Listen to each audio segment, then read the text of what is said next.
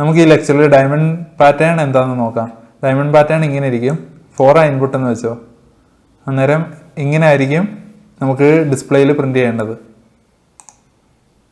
ആദ്യമേ എത്ര സ്പേസ് ഉണ്ട്?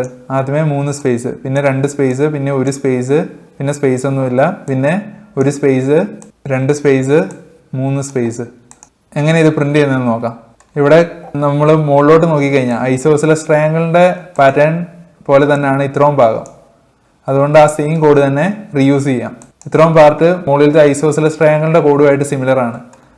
അത് കഴിഞ്ഞിട്ട് ഈ ഫോർ ലൂപ്പ് ഇല്ലേ, 4i ഇൻ റേഞ്ച്, അതിനെ ജസ്റ്റ് റിവേഴ്സ് ചെയ്താൽ മതി. റിവേഴ്സ് ചെയ്യുമ്പോൾ ശ്രദ്ധിക്കേണ്ടത് നമ്മൾ n-1 തൊട്ട് 0 വരെയാണ് പോകേണ്ടത്.